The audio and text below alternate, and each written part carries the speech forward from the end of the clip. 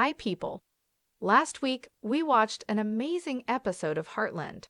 For the first time in years, we saw Amy enjoying her life.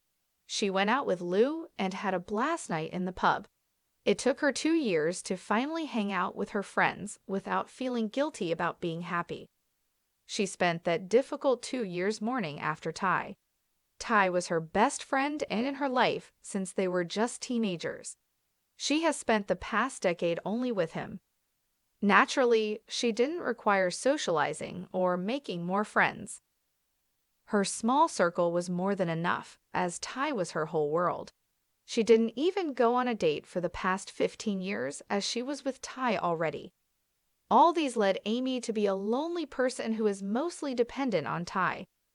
Therefore, when he died, she felt a major emptiness inside. Taking a step to go outside and hang out with friends was huge for her, as it marked a milestone in the character's personal development.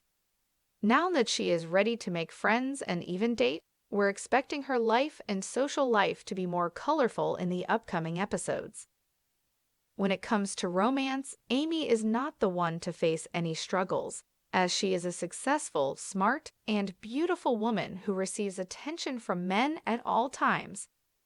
Nevertheless, the key isn't to attract the men, but to attract the right men. Thankfully, it seems like Amy does not have any trouble in that aspect either. She was extremely lucky with Ty, as he was a great man who was not only loyal, but also hardworking and good-looking. After Ty, we all wondered who could replace him, as he raised the bar too high.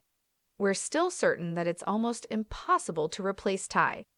Still, this doesn't mean that there can be some other guy who is also good for Amy, even though he isn't Ty. When we lower our expectations just below Ty, we realize that there are multiple options suitable for Amy, all of whom would be amazing companions for her. The first option is Sam, who has been on our radar for quite some time now.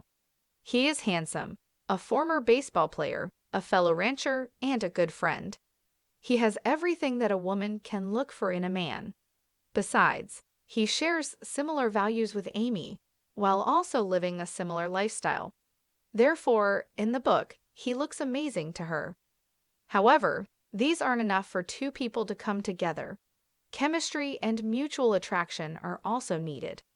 Thankfully, Sam and Amy also share a great on-screen chemistry that is visible whenever the two share a scene.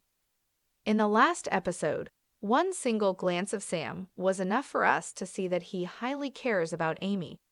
The same thing is valid for Amy as well, as she also is always happy to see Sam and enjoys his flirtatious behavior. Unfortunately, Sam has a strong rival against him.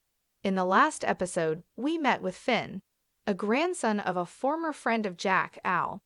He is a young, handsome horse shoemaker, which is a dream job in the eyes of Amy. At first, even though Finn's attraction toward Amy was obvious, Amy was looking quite uninterested. However, the two shared an intimate conversation on Ty's death and grief, which made them closer. The conversation has become very impactful on Amy and urged her to change her life and stance towards her grief.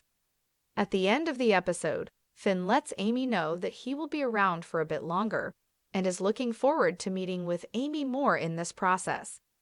Amy was happy to hear the news, hinting that she is also enjoying Finn's companionship. Both these men prove to be suitable for Amy. Both of them are good with horses, enjoy the ranch life, appreciate and support Amy in her profession, and want to be there for her whenever she needs them.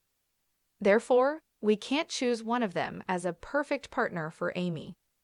Who do you think Amy will end up choosing? Let us know what you think in the comments below. Thank you for watching. See you soon.